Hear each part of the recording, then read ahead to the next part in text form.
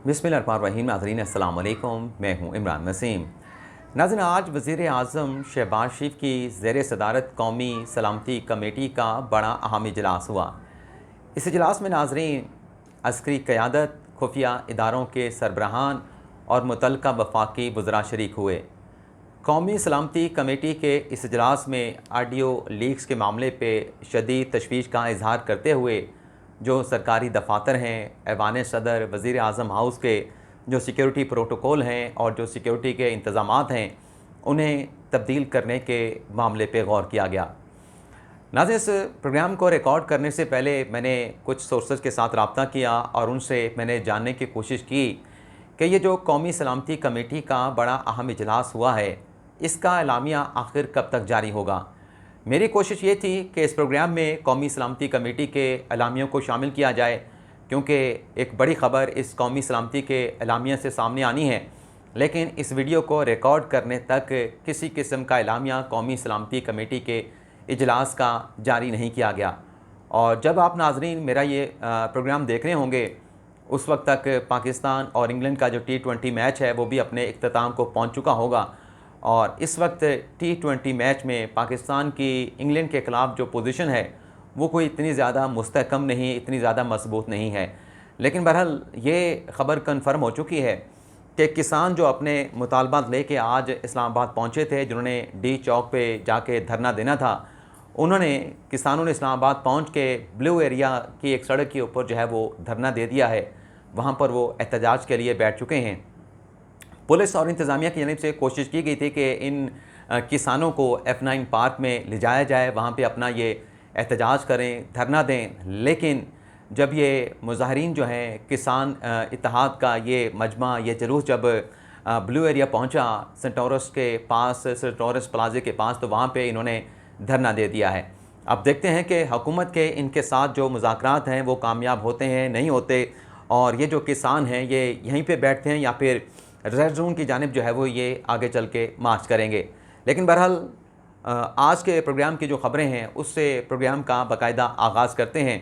नाज़रीन, पहली ख़बर यह है कि सुप्रीम कोर्ट में एक अचानक से बड़ी तैनाती कर दी गई है, और वो तैनाती हुई है सुप्रीम कोर्ट के रजिस्ट्रार की।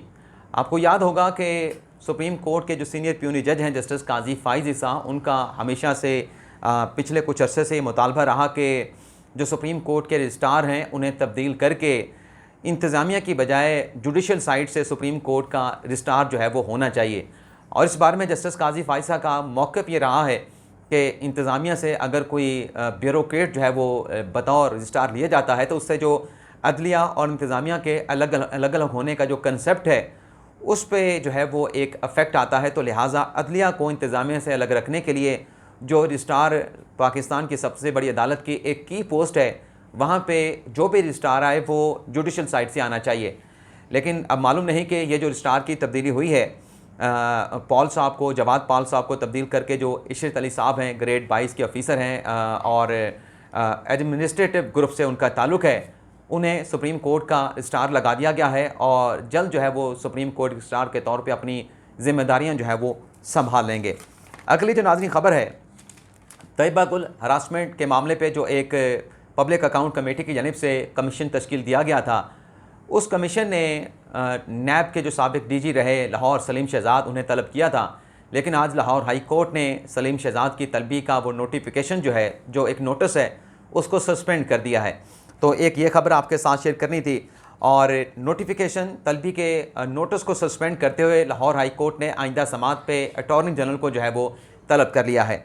अगली ख़बर जो है, अब मालूम नहीं कि मुझे ये शेयर करनी चाहिए, शेयर नहीं करनी चाहिए, लेकिन फिर भी आपके साथ डिस्कस कर लेते हैं। आज नाज़रीन नेशनल प्राइस कंट्रोल कमेटी का, मॉनिटरिंग कमेटी का एक बड़ा अहम इजलास हुआ, जिसमें वफाकी वज़ीर planning and development Ahsan Iqbal की जानिब से ये हदायत जारी की गई हैं कि चंद दिनों के अंदर, चंद हफ़्तों के अंदर जो घी और आयल है उसकी कीमत में 20 रुपये कमी की जाए। अब ये इमरान खान साहब की हुकूमत की तब्दीली के बाद ये हम तब्दीली देख रहे हैं कि हुकूमत जो है वो घी और तेल की कीमत में कमी के हवाले से अहकाम जारी कर रही है। इमरान खान साहब की जब हुकूमत थी, जब वो मुल्क के प्राइम मिनिस्टर थे, तो वो कहते थे कि मैं तो सब्ज़ियाँ और घी वगैरह की कीमतों के कम करने के लिए नहीं आया, बल्कि मैं तो एक नया पाकिस्तान बनाने के लिए आया हूँ। तो आज एहसन इकबाल साहब ने इस हवाले से अहकामात जारी किए हैं कि घी और तेल की कीमतों में 20 रुपए की कमी की जाए। वैसे 20 रुपए की जो कमी है वह भी एक अच्छी खबर है, लेकिन मेरे हिसाब से जिस हद तक मौजूदा हुकूमत ने महंगाई कर दी है, लोगों की जो मईशत की एक सकत है उसके ऊपर एक बहुत बड़ा बोझ मौजूदा हुकूमत ने डाला है, तो ये 20 रुपए की बजाय ये इससे ज़्यादा कमी जो है वो घी और आयल की कीमतों में होनी चाहिए, और दीगर जो अशिया खुर्दनोश हैं उसमें भी कमी जो है वो होनी चाहिए, ताकि आवाम के ऊपर जो एक माशी बोझ पड़ा है उसमें किसी हद तक जो है कमी आ सके। अब मिफ्ताह इस्माइल साहब को नई नवीली वजारत का कैसे तोहफ़ा मिला है, इस खबर की डिटेल शेयर करने से पहले नाज़रीन, जो वज़ीर आज़म शहबाज शरीफ की वफाकी काबीना है उसकी तादाद बढ़ के 73 से बढ़ के 74 हो गई है, और इसमें एक नए मामले खसूसी का इजाफा हुआ है। अब मैं इसको खुशखबरी कहूँ या बुरी खबर कहूँ, लेकिन मेरे लिए एक ख़बर भी है। खुशखबरी या बुरी खबर, इसका फ़ैसला आप कर लीजिएगा। ख़बर यह है कि इरफान कादर साहब जो कि मारूफ कानूनदान हैं, उन्हें वज़ीर आज़म का मामले खसूसी लगा दिया गया है, और जो नोटिफिकेशन जारी किया गया है उसमें यह कहा गया है कि इरफान कादर साहब का दर्जा जो है बतौर मामले खसूसी एक वफाकी वज़ीर का होगा। बड़े लायक वकील हैं, काबिल वकील हैं, वज़ीर आज़म का उन्हें मामले खसूसी बनाया गया है। लेकिन वहीं पे जो एक अफसोस की खबर है, यानी जिसके ऊपर अफसोस का इजहार किया जा सकता है कि वफाकी काबीना की तादाद में दिन ब दिन इजाफा होता चला जा रहा है, और आज ये तादाद बढ़ के 73 से 74 हो चुकी है। और दूसरी जानिब यह खबर सामने आई है कि वज़ारत ख़जाना का कलमदान सौंपने के बाद मिफ्ताह इस्माइल साहब को वजारत दे दी गई है। वो वफाकी वज़ीर के तौर पे अपनी ज़िम्मेदारियाँ सर अंजाम देते रहेंगे, लेकिन उन्हें जो वजारत का कलमदान दिया गया है, वो जो ख़बर सामने आई है उसमें यह कहा गया है कि वो बग़ैर वजारत के वज़ीर रहेंगे, यानी ऐसा वज़ीर जिसके पास कोई कलमदान नहीं होगा। और ये सिर्फ मिफ्ताह इस्माइल साहब की वजारत नहीं, ऐसी और भी वजारतें हैं इस वफाकी काबीना में, ऐसे वज़ीर मौजूद हैं, मामलीन खसूसी मौजूद हैं, जिनकी कोई वजारत नहीं, कोई ज़िम्मेदारी नहीं, लेकिन वो वफाकी वज़ीर भी हैं और मामले खसूसी भी हैं। अब ऑडियो लीक्स के मामले के ऊपर हम बात करेंगे। ऑडियो इमरान खान साहब की साइफ़र से मुतल्लिक़ अमरीकी साजिश के हवाले से सामने आई, जिस पर हमने प्रोग्राम भी किया, और फिर उसके बाद वज़ीर दाखिला राना सनाउल्लाह ने एक बड़ी हंगामी प्रेस कॉन्फ्रेंस की, जिसमें राना सनाउल्लाह ने कहा कि हुकूमत जो है, ये जो ऑडियो लीक सामने आई है, इसका हुकूमत जो है वो फोरेंसिक करवाने के लिए जारी है। लेकिन कानूनी कार्रवाई क्या होनी है, कानूनी कार्रवाई क्या हो सकती है इस ऑडियो लीक के मामले के ऊपर, उस पर हमारे पास एक ख़बर है, वो अगले वीलॉग में आपके साथ शेयर करेंगे। लेकिन जो हमने वीलॉग किया खान साहब की और उनके साबिक़ प्रिंसिपल सेक्रेटरी आज़म खान की इस ऑडियो के ऊपर, एक आध दोस्त ने, हमारे देखने वाले व्यूअर की तरफ से सवाल उठाया गया कि बेशक ये ऑडियो लीक हुई है, लेकिन जो मरासला, जो साइफ़र आया था, उसमें इमरान खान की हुकूमत को धमकी दी गई, वो धमकी उस साइफ़र में मौजूद हैं। तो इस पर मैं अपने उस दोस्त के थोड़ी सी क्लैरिफिकेशन करना चाहूँगा। वैसे तो ये मेरी एक कोशिश हो सकती है, लेकिन खान साहब के जो चाहने वाले हैं, जो खान साहब के वोटर सपोर्टर हैं, उन्हें अगर आपको इस चीज़ समझाने की कोशिश करेंगे तो आप उसे समझा नहीं सकते, आप फेल हो जाएंगे, नाकाम हो जाएंगे। लेकिन उस बंदे को अगर कोई आप लॉजिकल बात समझाने की कोशिश करेंगे तो वो नहीं समझेगा। तो मेरे जिस दोस्त ने कहा कि जो साइफ़र आया था उसमें धमकी मौजूद थी, खान साहब को, इमरान खान की हुकूमत को धमकी दी गई थी, अगर उसमें धमकी का लफ्ज़ होता तो जो ऑडियो लीक सामने आई है, जिसकी पीटीआई के रहनुमाओं ने और सबसे बढ़ के चेयरमैन पीटीआई इमरान खान साहब ने खुद तस्दीक कर दी है कि मैं तो अभी खेला नहीं, मैंने तो अभी खेलना है। और खान साहब ने कहा कि मैं तो चाह रहा हूँ कि ऑडियो लीक के साथ जो असल साइफ़र है वो भी पब्लिक कर दिया जाए। और मैंने पिछले वीलॉग में कहा था कि अब यह मामला इस नहज पे आ चुका है कि बेशक ऑडियो लीक से साबित हो चुका है कि ये अमरीकी साजिश का बयानिया झूठा था, नरेट किया गया था, फ़र्जी तौर पे बनाया गया था, लेकिन इस पर अब भी तहकीकात होनी चाहिए। इस मामले को अगर मंतकी अंजाम तक, किसी नहज तक पहुँचाना है तो आज भी इसकी तहकीकात ज़रूर होनी चाहिए। मैंने अपने पिछले वीलॉग में बड़े कैटेगोरिकली कहा था। अब आप देखें कि जो ऑडियो लीक सामने आई है, अब इमरान खान साहब के चाहने वाले, उनके जो वोटर सपोर्टर हैं, इस बात पे ज़रा गौर करें। अगर उस साइफ़र के अंदर कोई धमकी वाली बात होती, धमकी का लफ्ज़ होता, तो आप उस ऑडियो को दोबारा से सुने। उसमें आज़म खान कह रहे हैं कि इस साइफ़र पे आप इजलास बुलाएं, उस पे इनपुट लें, उस साइफ़र को जो सेक्रेटरी ख़ारजा है या शाह महमूद कुरैशी को पढ़ने के लिए कहें, और फिर उसका हम यहाँ पे वज़ीर आज़म हाउस में एनालिसिस करेंगे और अपना एनालिसिस इस तरीके से कहेंगे कि हम उसको रंग देंगे कि ये इमरान की हुकूमत को धमकी दी गई है। तो अगर साइफ़र में धमकी वाला लफ्ज़ होता तो आज़म खान को ये कहना ना पड़ता कि हम अपना एनालिसिस करके उसमें धमकी वाली बात को शामिल कर लेंगे। अब खान साहब ने जैसा कहा कि ये, और फवाद चौधरी का स्टेटमेंट भी सामने आया, ट्वीट उन्होंने किया कि सवाल यह है कि ये साइफर छुपाया कैसे गया।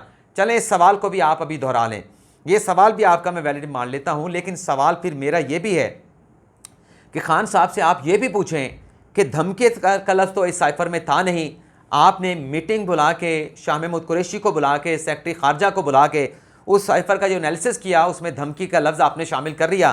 तो आप जो इतने 5 महीनों से, पिछले 5 महीनों से आप मुल्क की क़यादत को, कौमी सलामती के इदारों को मीर जाफ़र कहते रहे, मीर सादिक कहते रहे, कभी न्यूट्रल कहते रहे, कभी जानवर कहते रहे। तो जब वो साजिश का लफ्ज़ था नहीं, वो धमकी का लफ्ज़ था नहीं, तो आप क्यों इस हद तक गए कि आपने कौमी सलामती के वो सरबराहान जिन्हें आप सबसे ज़्यादा डेमोक्रेटिक कहते थे, जिन्हें आप सबसे ज़्यादा डिसेंट कहते थे, जिन्हें आप वन पेज पे कहते थे, लेकिन इस साइफर के बाद जिसमें धमकी का कोई लफ्ज़ इमरान खान के ख़िलाफ़ नहीं था, आपने उस मुल्क की क़यादत को, कौमी सलामती के इदारों के सरबराहान को मीर जाफ़र, मीर सादिक क्यों कहा? तो फिर ये भी खान साहब से आप सवाल पूछें। और जो उसका एनालिसिस किया गया उसमें धमकी का लफ्ज़ क्यों शामिल किया गया? अब आखिरी जो खबर है कि DGISI को किसने धमकी दी और जो धमकी देने वाला है उसका ताल्लुक साबिक वज़ीर आज़म इमरान खान से कैसे है? नाज़रीन, जो वज़ीर आज़म हाउस ऑडियो लीक का स्कैंडल सामने आया है, जिसमें जो मुतल्लिका हाइकर हैं, जिसका एक ट्विटर अकाउंट भी है, मैं उसका नाम भी आपको बता देता हूँ, मैं भूल जाता हूँ, मुझे थोड़ा सा निकालने दें। ये मैं उसका नाम निकालता हूँ जिसमें वो मेरा हाँ, इंडिशेल GP के नाम से उसका ट्विटर अकाउंट है, जिसमें एक तो उन्होंने कहा कि जितनी भी ऑडियोज़ हैं वो 23 सितंबर जुमे के रोज़ 9:30 बजे पब्लिक कर दी जाएंगे। और उस हवाले से फर्दर डेवलपमेंट ये हुई है कि उसी हाइकर ने एक ट्वीट करके कह दिया है कि उनके मुज़ाकरात तारिक फ़ातिमी साहब, जिनका ताल्लुक नून लीग से है, उनके साथ शुरू हो चुके हैं और ये मामला सुलझ जाएगा, किसी करवट बैठ जाएगा। लेकिन अगली ट्वीट में जो इंडिशेल साहब ने की है, मैं उसका आपको वक्त भी बता देता हूँ। बेटा आराम से बैठो। ये 3:14 पे किया। आज की तारीख में कोई 1693 लोग रीट्वीट कर चुके हैं, 1818 लोग रीट्वीट कर चुके हैं, 400 के से ज़्यादा लोग कोट रीट्वीट कर चुके हैं और 7200 के करीब लोग इसको लाइक कर चुके हैं। इसमें यह कहा गया कि mister 13 is the next wicket, your time is up journal. ये कौन है 13 नंबर के ऊपर जो जनरल है, जिसका हवाला उन्होंने दिया है कि mister 13 is the next wicket, your time is up journal. ये जो टोन है, अब इसका अंदाज़ा करें कि हैकर का तो किसी जनरल के साथ, जिसकी पाक फ़ौज में इसमें इस वक्त रेटिंग 13वें नंबर पे है, हैकर की तो किसी के साथ कोई दुश्मनी नहीं। हैकर का तो सिर्फ मतमा नज़र मकसद ये है कि उसकी वीडियोस ख़रीद ली जाएँ और उसको एक अमाउंट जो है वो दे दी जाए। लेकिन ये जो टून है, ये वही टून है जो साबिक वज़ीर आज़म इमरान खान साहब, chairman PTI Imran Khan, mister X और मिस्टर Y का नाम लेके अपने जलसों में जो है वो अडॉप्ट करते हैं। यानी मिस्टर X ने ये कर दिया, मिस्टर Y ने ये कर दिया, मैं उनको ये कहता हूँ, मैं उनको ये मुतनबे करता हूँ, उनको अल्टीमेटम देता हूँ, उनको वार्निंग देता हूँ। तो इसी तरह की लैंग्वेज इस इंडिशेल GP के अकाउंट से DGISI lieutenant general Nadeem Anjum साहब को दी गई है। और ये मैं इसलिए DGISI का नाम ले रहा हूँ कि हमारे एक दोस्त हैं, सईद बलोच साहब, सहाफ़ी हैं, उन्होंने जब ये ट्वीट पढ़ा तो उन्होंने रेटिंग चेक की इंटरनेट के ऊपर जाके कि 13वें नंबर पे कौन सा पाकिस्तान का जनरल आता है, फ़ौजी आता है। तो जो इंटरनेट के ऊपर हमें इंफॉर्मेशन मिली उसमें 13वें नंबर पे जो नाम आता था वो लेफ्टिनेंट जनरल नदीम अंजम साहब, जो कि DGISI हैं, उनका नाम आया था। अब सवाल ये पैदा होता है कि इस हैकर की DGISI के साथ क्या दुश्मनी हो सकती है?